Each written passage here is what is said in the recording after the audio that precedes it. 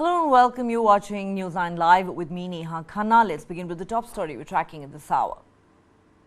At least 40 workers have been trapped after a portion of the under-construction tunnel from Silkyara to Daldal Gaon in Uttarakhand collapsed. The incident is reported to have occurred at around a depth of 270 meters from the Silkyara side of the tunnel. The police say the incident occurred at 4 a.m. when a 150-meter long portion of the 4.5 kilometer long tunnel collapsed. The State Disaster Response Force and the police revenue teams have also been deployed at the location to help with the relief efforts. Authorities say nearly 200 meters of the slab will have to be cleared to open the tunnel. A narrow opening has been made to insert an oxygen pipe in the tunnel and help the trapped labourers.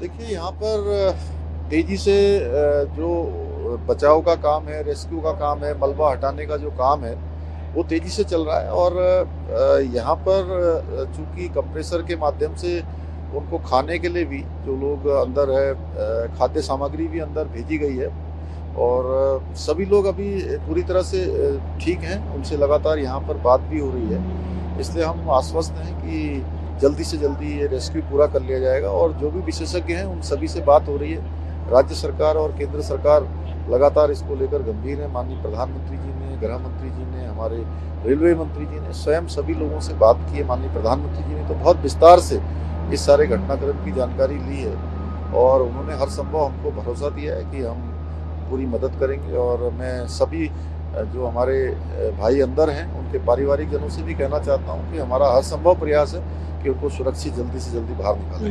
नहीं, कार्रवाई लगातार हो रही है और पूरी गंभीरता से हो रही है। हमारी सबकी पहली प्राथमिकता है कि सबको सकुशल बाहर निकाला जाए। देखिए, करीब 40 मजदूर के आसपास फंसे होने की संभावना व्यक्त की गई है और जो राहत एवं बचाव कार्य है वो सभी जो टीमें मौजूद है और एजेंसी अभी पुलिस के साथ साथ SDRF, NDRF, आर्मी, ITBP और इसके साथ साथ जो टेक्निकल एक्सपर्ट है वो टीम और उनकी मशीनरी मौजूद है। देखिए, अभी राहत और बचाव कार्य जारी है। जैसे मैंने बताया, टेक्निकल टीमें और मशीनरी का मोबिलाइजेशन हुआ है अभी और लोग भी आए हैं, TSDC से भी लोग आए हैं। उसे तो वो लोग जो है टनल में रास्ता बनाने की कोशिश कर रहे हैं, तो होपफुली हमें सफलता मिलेगी। देखिए, उन्होंने सिग्नल देने की कोशिश की थी।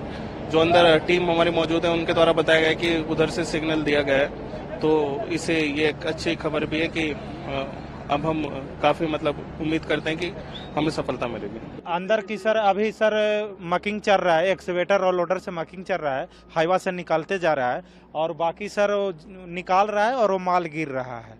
अभी पता नहीं लगाया जा सकता है कि कितना वो माल गिरा है। अंदाजा लगाया जा सकता है कि 30-35 मीटर के लमसम वो टनल गिरने का अंदाजा है सर। और ये प्रोसेस सुबह करीब 5:30 बजे के लमसम ये घटना हुआ है सर। अंदर करीब 40 से 45 आदमी फंसने का सर। सुरक्षित है? जी, सारे सुरक्षित है। कहा कि 4 बजे के लमसम ये वाटर पंप से अंदर से पानी आया है सर। उन लोग पानी ये सामने जो आप देख रहे हैं वो अंदर से मोटर से पानी आता है, तो उन लोग पानी करके इशारा दिया है सर। उससे साफ जाहिर होता है कि अंदर से आदमी सब सुरक्षित है। The Uttarakhand Tunnel project is an ambitious engineering project located on the Char Dham route, which is one of India's most ambitious highway projects. The Char Dham connects Gangotri, Yamunotri, Kedarnath and Badrinath. It's a bi-directional 2-lane 4.5 kilometer long tunnel and is being developed by NHDCL. The tunnel has an excavated diameter of 14 meters and will reduce the distance from 35 kilometers to 4.5 kilometers between Yamunotri and Uttarakhand. However, the terrain, topography, accessibility, climate and geology pose challenges for the construction of the tunnel. 90% of the tunnel is being excavated by removing phyllite rock, which was a weak rock formation. The two ends of the tunnel are located in Barkot and Silkyara.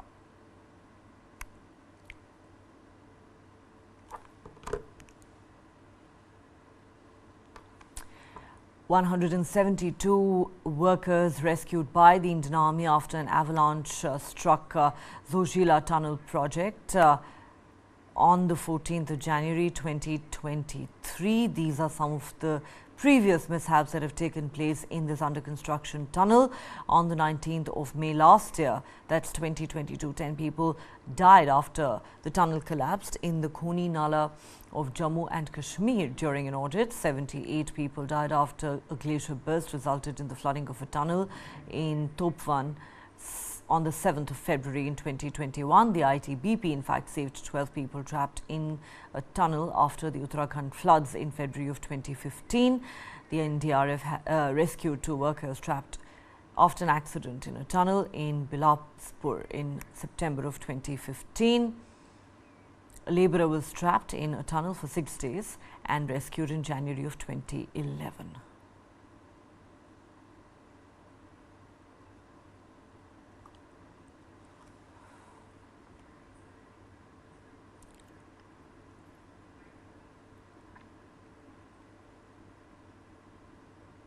In other news, amid strained ties, India has urged Canada at the UNHRC to boost its legal framework to stop the misuse of freedom of expression to incite violence and prevent activities of extremist groups. India has offered 3 suggestions to Canada in the spirit of constructive criticism.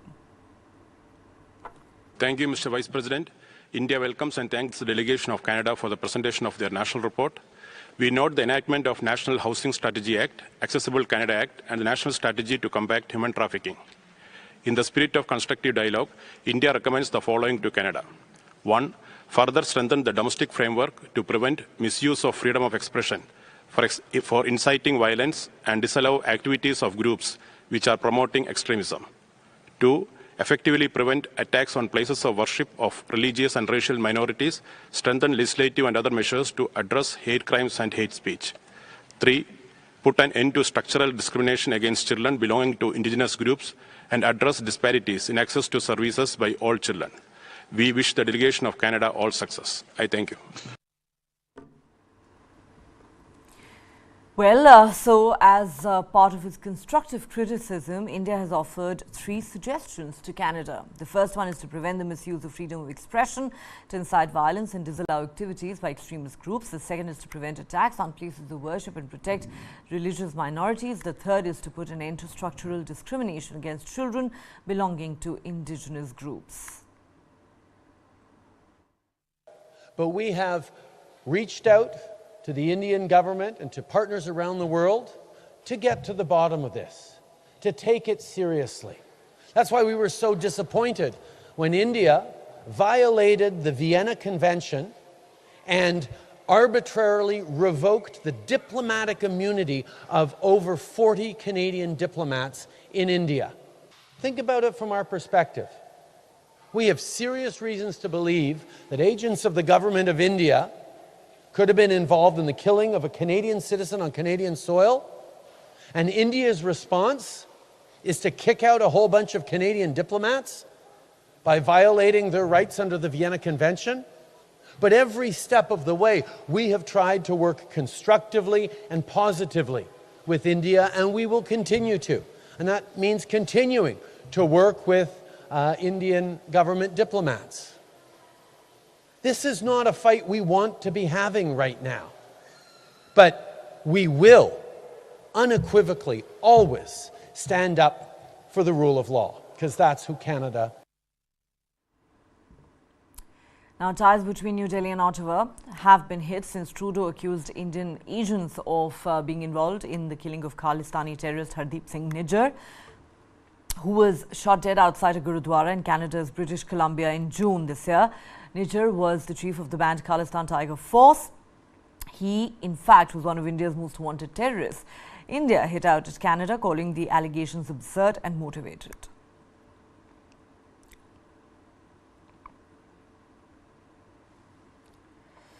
Nine people died after a massive fire engulfed a chemical godown located on the first floor of a 4-story building at Nampally in Hyderabad.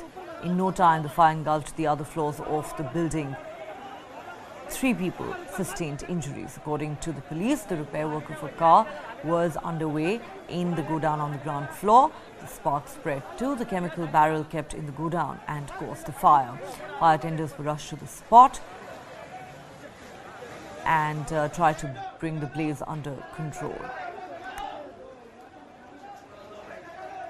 Meanwhile, a daring rescue of a child and a woman amid the fire in the storage godown located in an apartment complex in Nampally.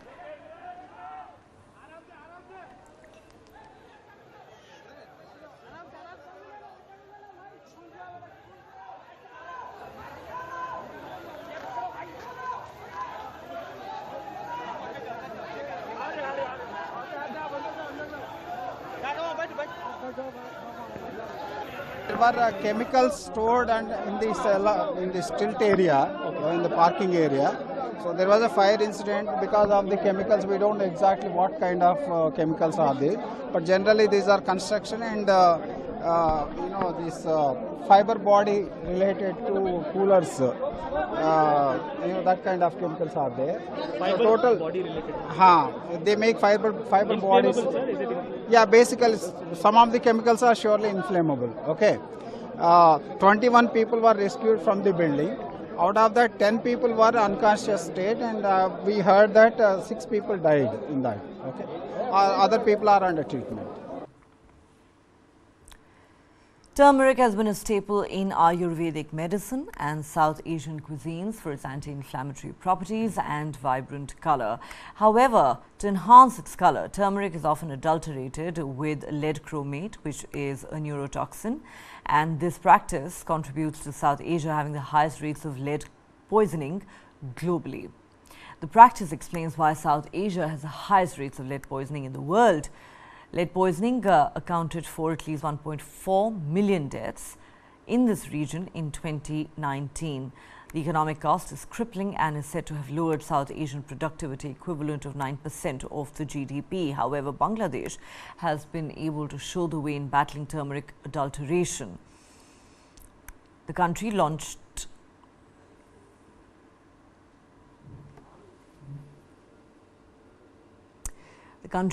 a nationwide campaign in 2019 against turmeric adulteration. It enforced strict rules and conducted publicized stings on the issue.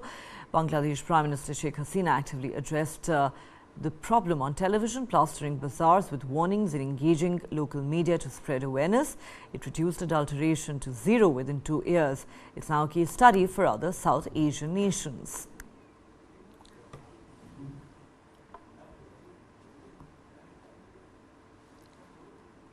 Let's now get to the latest on the Israel-Hamas war.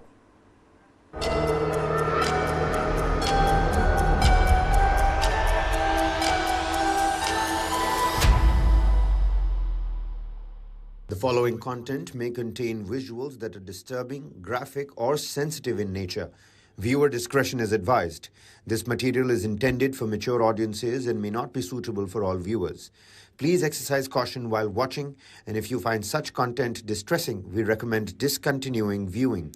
This disclaimer is provided to ensure awareness and to prioritize viewer well-being. The war between Israel and Hamas has entered the 38th day. Let's take a look at all the top developments of the last 24 hours. At least 11,180 Palestinians have been killed so far in the Israeli counter-offensive. 1,400 Israelis were killed in the terror attacks carried out by Israel. As far as the Palestinian toll is concerned, according to the Health Ministry, at least 4,500 of those 1,200 or rather 12,000 people who've been killed were children. In fact, in Gaza, one child dies every 10 minutes on an average. Reports say 46 IDF, that's Israeli soldiers, have been killed since the ground operation began in Gaza. Close to 250 people, most of them Israelis, are currently being held hostage by Hamas in Gaza. More than 500 aid trucks have been let into Gaza in the last few days. Israeli Prime Minister Netanyahu has repeatedly pushed back against calls for a ceasefire by the international community, while Iran wants Israel, or rather the Israeli Defense Forces, to be designated as a terrorist organization. The United Nations has confirmed that 3 nurses were killed in the Al-Shifa hospital over the weekend. The United States has struck 2 locations in eastern Syria. In India, trade unions have asked the centre to scrap the deal for sending Indian workers to Israel.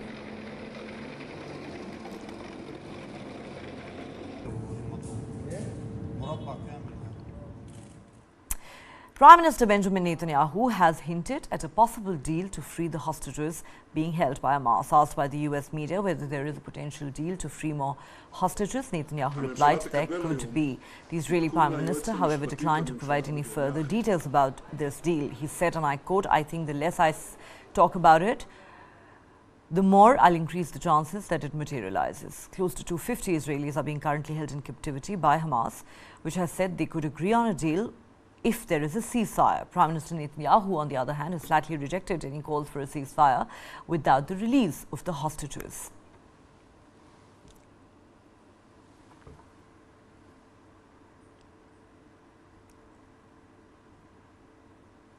The Israeli military fired at what it said were terrorist positions near the border with Lebanon after Hezbollah fighters fired rockets into Israel, injuring civilians and once again raising the spectre of an escalation. Take a look. Explosions thundered and massive plumes of smoke billowed after the Israeli military said it struck militant positions along the border with Lebanon on Sunday. Israel's military said the strikes were retaliation after Lebanese-based fighters fired anti-tank missiles, injuring a number of Israeli civilians. The conflict in Gaza has ignited renewed clashes along Israel's northern border with Lebanon, which has seen the worst fighting since 2006. Israel's military on Sunday released footage of what it said were strikes on buildings it says were Hezbollah targets in Lebanon. Sunday's exchanges of fire come a day after Israel's defense minister Yoav Gallant warned Hezbollah against, quote, dragging Lebanon into a war. He said, quote, "What we are doing in Gaza, we can do in Beirut." Israeli forces have been battling Palestinian fighters in the Gaza Strip for the past month after the Hamas militant group launched a surprise attack on Israeli communities that killed 1,200 people, mostly civilians. Israel responded with devastating airstrikes on the Gaza Strip that the Hamas-run Gaza Health Ministry says have killed more than 11,000 people, around 40% of them children. The bloodshed has raised fears of a second front between Israel and Hezbollah.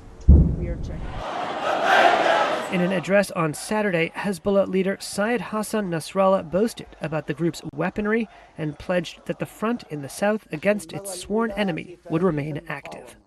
في لبنان نستخدم المسيرات الهجومية الانقضاضية. In the latest response to a series of attacks against American forces in Syria and Iraq, the United States carried out 2 airstrikes against Iran-backed proxies in Syria. The military strikes by the U.S. were confirmed by Defense Secretary Lloyd Austin. The strikes targeted training facilities near Al-Bukamal and a safe house near Mayadeen. Austin emphasized the safety of U.S. personnel as the top priority, and the action reinforces commitment to defending the United States, its personnel and its interests.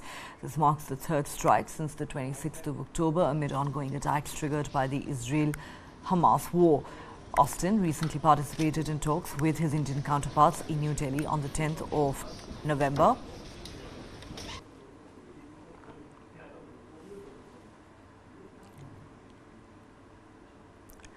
The Israeli military has said it will help in evacuating babies who are trapped in Gaza's Al-Shifa hospital.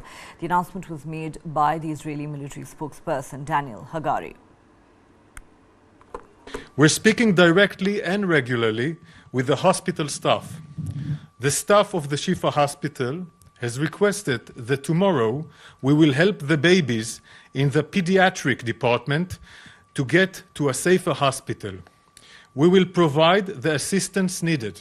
There is no siege, I repeat, there is no siege on the Shifa hospital. The east side of the hospital is open on El Wade Street for the safe pass of Gazans who wish to leave the hospital. This announcement by Israel comes after several international humanitarian organizations called upon the Israeli government to cease its unrelenting assault on Gaza's health system. Take a look at this report. Thousands of people seeking safety in southern Gaza fled the enclave's main hospital on Saturday as fighting continued in the area for the second day. This man says he lost his son in gunfire and that he had to keep moving, leaving his body at the site. It's more of a war zone here. It's continuous bombardment for more than 24 hours. Speaking to Reuters by phone, Palestinian senior plastic surgeon Dr. Ahmed al-Mokhalalati said most of the hospital staff and people sheltering at Gaza's largest hospital, Al-Shifa, had left, but 500 patients were still there. A Palestinian health ministry spokesman said Israeli shelling had killed a patient in intensive care and fighting was limiting people's ability to move. Palestinian officials said 2 babies had died and dozens more were at risk after fuel ran out on Saturday. At a news conference, Chief Israeli military spokesperson Rear Admiral Daniel Hagari said the military will help evacuate babies trapped there. In this video released by the Israeli army, defense official Colonel Moshe Tetro says there are clashes between Israel Defense Forces troops and Hamas operatives around the hospital, but the Israeli military denied endangering it. Israel said earlier that doctors, patients, and thousands of evacuees who have taken refuge at the hospitals in northern Gaza must leave so it can tackle Hamas gunmen who it says have placed command centers under and around them. Hamas denies using hospitals in this way. Meanwhile, Hamas said it had completely or partially destroyed more than 160 Israeli military targets in Gaza, including more than 25 vehicles in the past 48 hours. But an Israeli military spokesperson said Hamas had lost control of northern Gaza.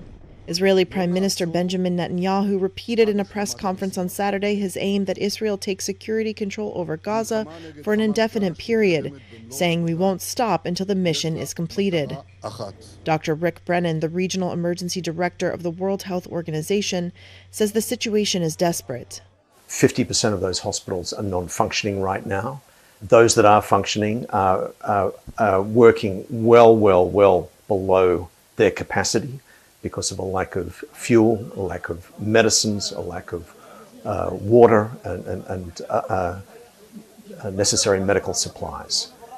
Doctors, nurses are completely exhausted and overwhelmed, and a number of the hospitals are under attack. As the humanitarian situation worsened, Gaza's border authority announced that the Rafah land crossing into Egypt would reopen on Sunday for foreign passport holders after being closed on Friday. The world over. In the latest development, the World Health Organization has reported that the Al-Shifa hospital has been without water for 3 days and is not functioning as a hospital anymore, according to the WHO. Let's take a look at why Al-Shifa is important to the Israeli Defense Forces and its goals in the Gaza Strip to combat Hamas. Control of Al-Shifa hospital is a key Israeli military and political aim. Israel says Hamas has crucial bunkers and infrastructure in the premises of the hospital. The Israeli Defense Forces also allege that Hamas is using patients and medical staff as human shields. However, carrying out an offensive on Al-Shifa hospital comes with huge diplomatic risk for Israel.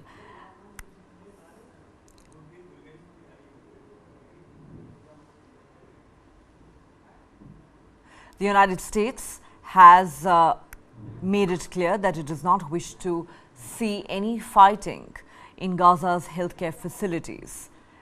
This puts Israel under a lot of pressure, even though Israel claims that it's not targeting medical facilities, but the headquarters of Hamas, it claims, is located in bunkers under the Al-Shifa hospital, and that the terror group is using patients, medical staff, and thousands of displaced Palestinians as human shields. The IDF has announced delivery of 300 liters of fuel to Al-Shifa hospital for urgent medical purposes.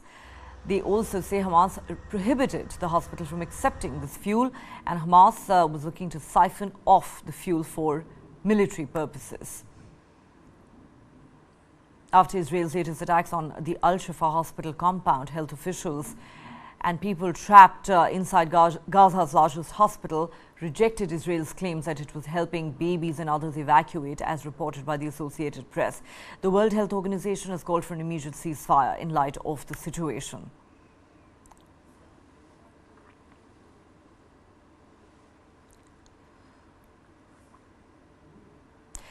World Health Organization Director General Tedros has said a child is killed on an average every 10 minutes in the Gaza Strip in the ongoing war. He said half of Gaza's 36 hospitals and 2/3 of its primary healthcare centers are not functioning, and those that are operating are way beyond their capacities.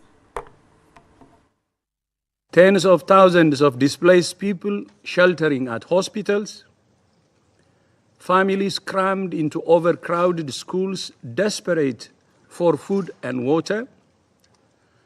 More than 10,800 people have now been killed in Gaza, almost 70% of them women and children. On average, a child is killed every 10 minutes in Gaza. 1.5 million people have been displaced and are looking for shelter anywhere they can find it, but nowhere and no one is safe. 13 Palestinians were killed in an Israeli strike on a house in Khan Yunis, according to health officials in the Hamas-controlled Gaza. The injured included children were rushed to Nasser Hospital in ambulances and private vehicles. People were seen crowding into the hospital as doctors examined the wounded who were covered in dust.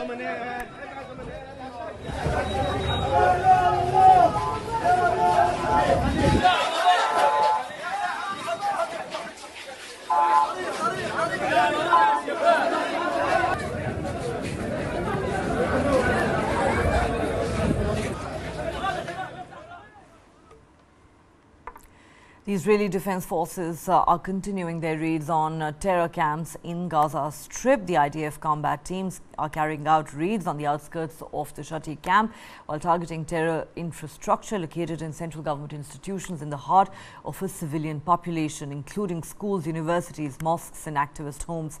During the operation, the forces confiscated dozens of weapons, combat equipment and operative plans of Hamas.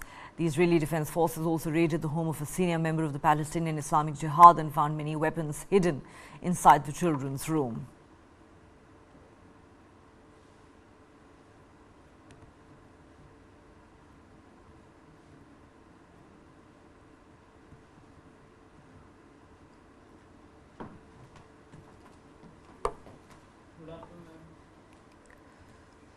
Among thousands of Palestinians fleeing Gaza's north, seeking safety in the south, is a mother and her children who fled to Nasser Hospital in Khan Yunis after the Al-Shifa Hospital in the north of the Strip was bombed. Take a look.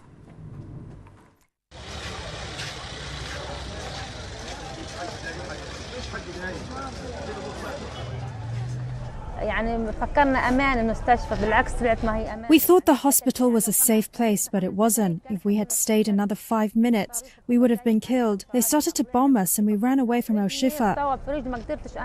My son got injured, so I left him there in the hospital to get treatment. I just couldn't take him with me. I was tired and afraid. I went to my nephew and told him to stay with my son, and then we fled. I came here to Nasser Hospital Complex for protection. And look, I am sitting on the side of the road. There is no space for me. My children and I are sitting on the ground, and we sleep on the street. I slept yesterday here on the street. I didn't know where to go. We walked 4 hours until our legs hurt, and our hands hurt because of the belongings that we were carrying. We were carrying our children and our bags.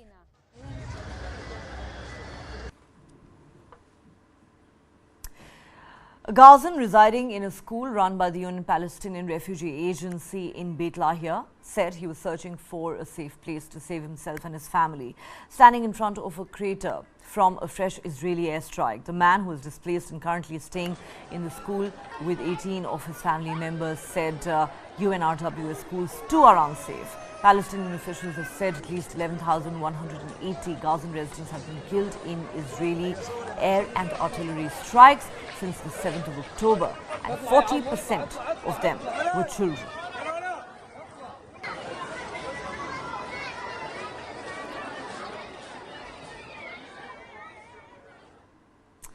With no circus or fair for the kids in the Gaza Strip, a Palestinian refugee, Ala Migdad, has taken on the responsibility to put a smile on the children's faces. Migdad gathered displaced children outside the Al-Shifa hospital and put on a clown show. But after the deadly airstrike on the hospital, Migdad joined thousands of other Palestinians fleeing Gaza's north as they sought safety in the south. Migdad walked more than 6 kilometers from Al-Shifa hospital towards Rafah with his pregnant wife, and hoping that his baby would be delivered safely.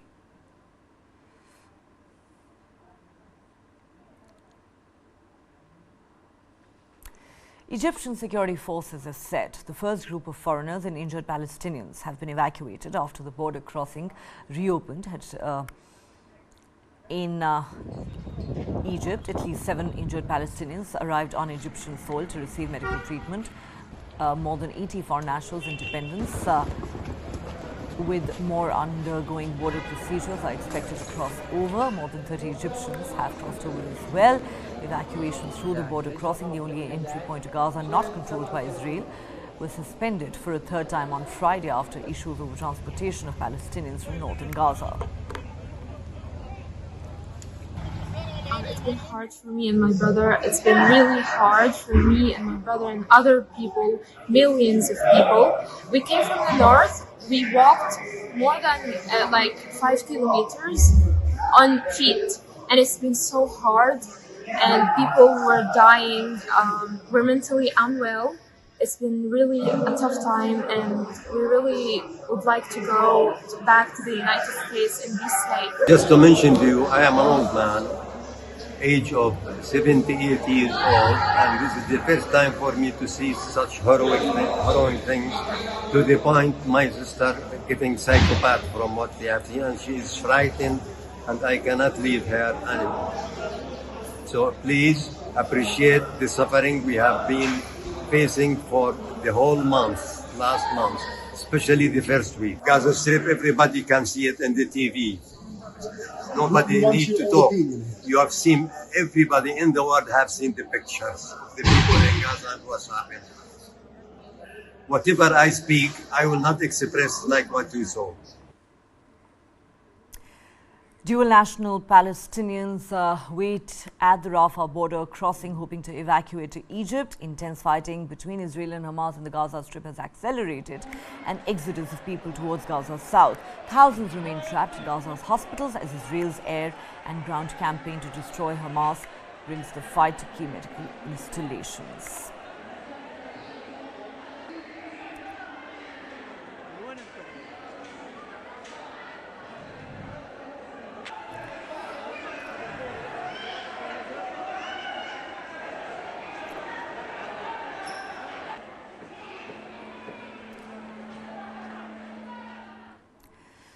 In news just coming in, UK Prime Minister Rishi Sunak has sacked Home Secretary Suella Braverman over her controversial remarks that undermine the police's action against the pro-Palestinian protesters. Last week, Braverman, in a newspaper article, criticized the Metropolitan Police's handling of a controversial pro-Palestinian march for Armistice Day. Rishi Sunak came under pressure to act against Braverman after she was accused of undermining the operational independence and public confidence in the police.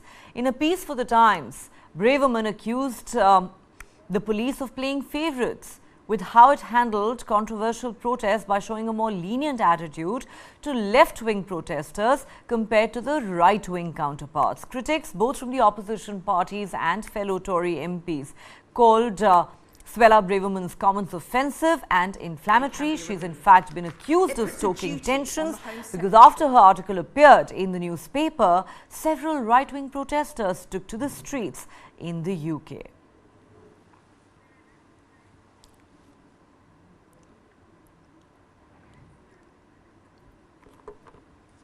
Well, so as we said, British Prime Minister Rishi Sunak was under growing pressure to act against Suella Braverman after she made some very controversial remarks in a newspaper article where she actually accused the Metropolitan Police in London of being lenient towards pro-Palestinian protesters compared to the right-wing protesters. She was accused of not only undermining the independence of the police, but also of stoking tensions in the country, because her article, many said, led to right-wing protests taking place in the UK. Of course, the Israel-Hamas war has proved to be an extremely divisive issue across the globe. The United Kingdom is no different.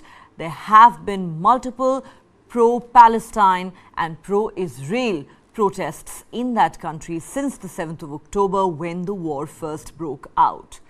So why has Suella Braverman lost her job? Here's why. She criticized the handling of the Metropolitan Police of a pro-Palestine rally. She accused the police of being lenient towards left-wing protesters or the pro-Palestine protesters. Her remarks, her critics said, undermined the action of the police and eroded their credibility in the eyes of the public.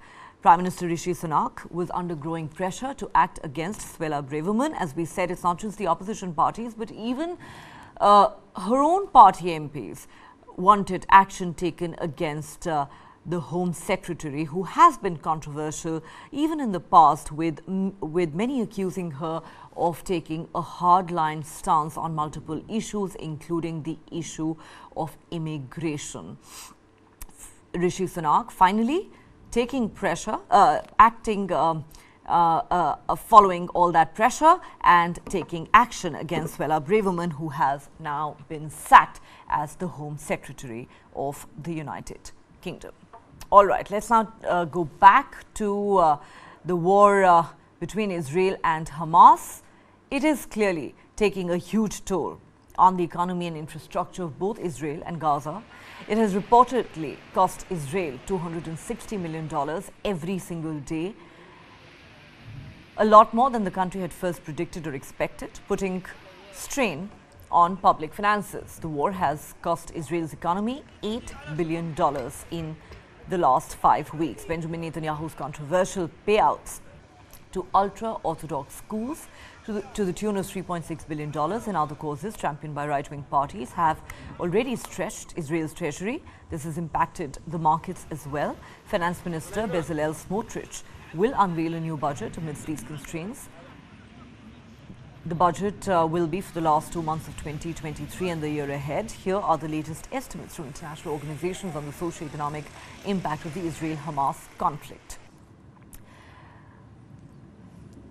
The United Nations Office for the Coordination of Humanitarian Affairs, quoting data from the Palestinian Public Works and Housing Department, has said Israeli attacks have destroyed or damaged at least 45% of the housing units in Gaza. There is only 12 days worth of wheat left in the Gaza Strip and no resources to turn it into flour. Other rations, including pulses and grain, have completely run out. UN agencies also found out that over 3.9 lakh jobs have been lost in Gaza since the war began, and the poverty rate that had already reached 61% in 2020 is likely to significantly worsen. The war could impact Gaza's GDP by as much as 4 to 12% in 2023. Poverty is expected to rise between 20 and 45% depending on the duration of this war.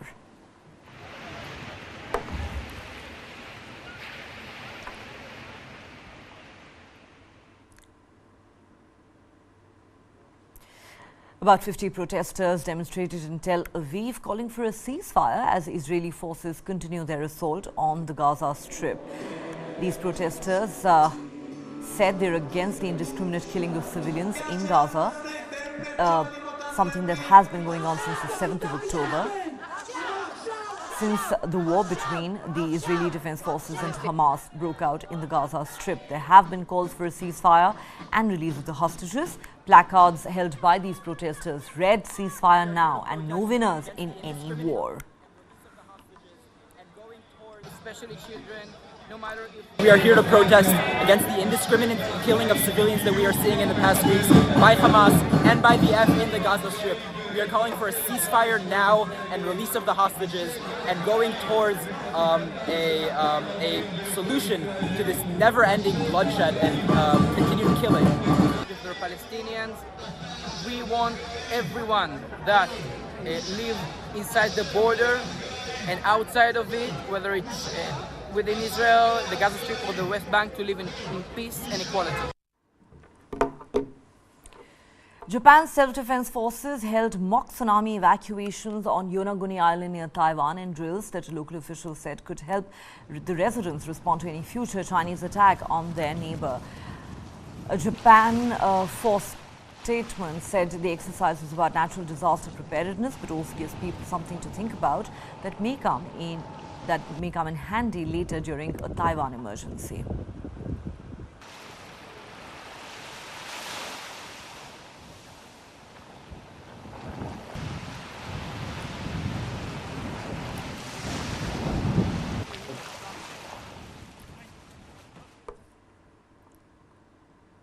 US President Joe Biden wants to re-establish military-to-military ties with China, days before the president and the Chinese leader are set to meet. Take a look at this report.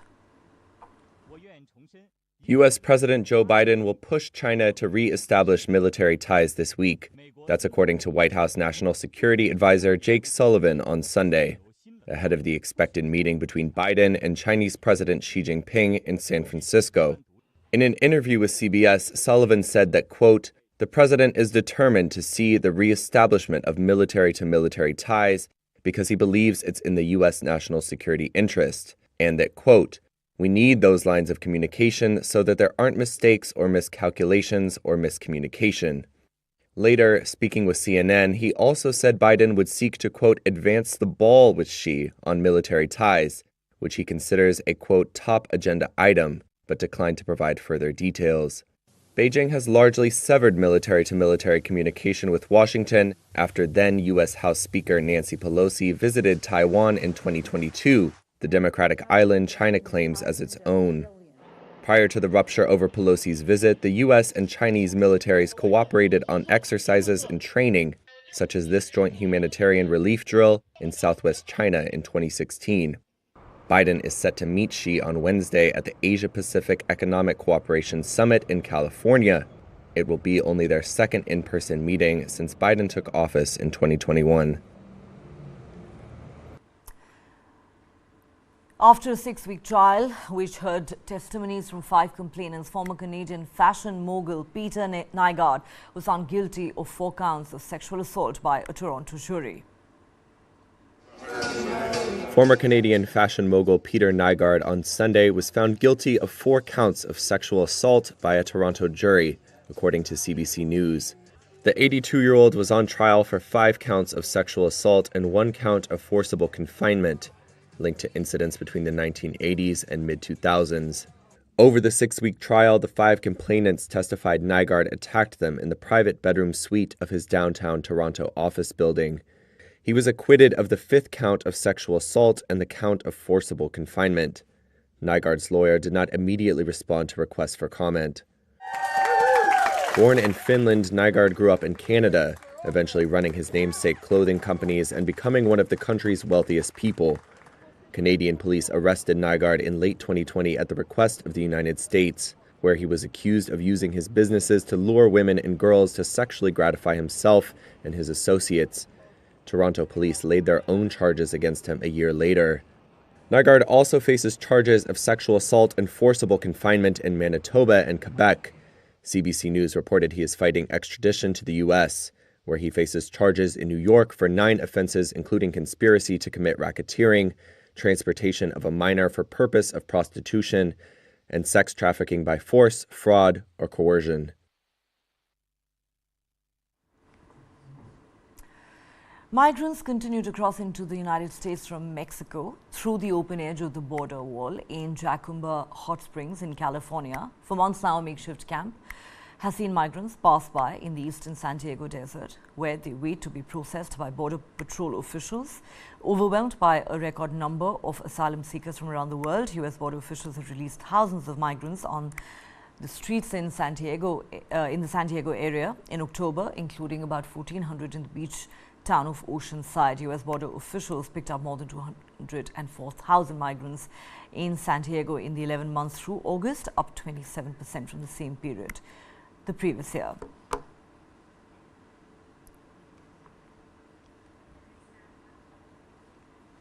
Closing.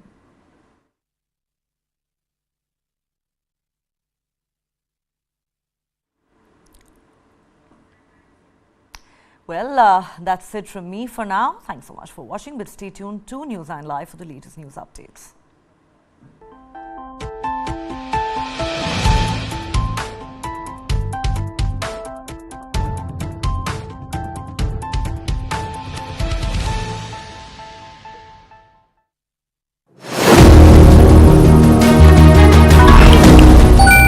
Literally every major power in the world is gearing up with its own digital currency. And so is India. But India's UPI has taken digital transactions to the next level. So, with UPI already available, what exactly is the use case for the e-rupee?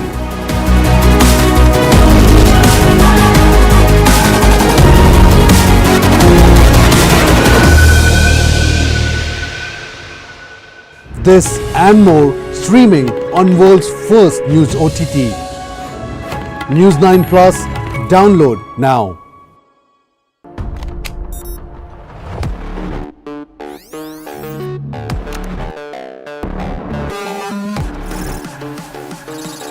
ChatGPT.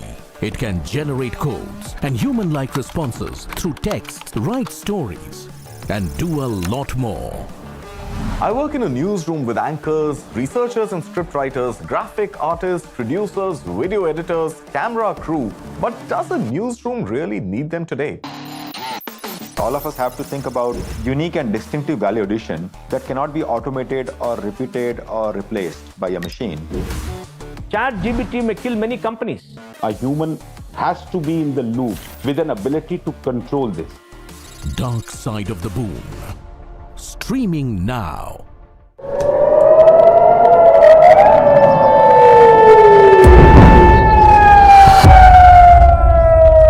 Hamas attacks Israel.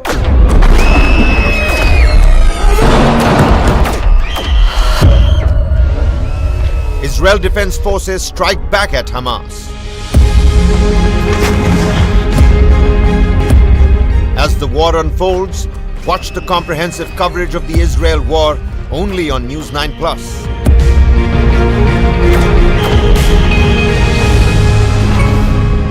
To watch the full story, download the app now.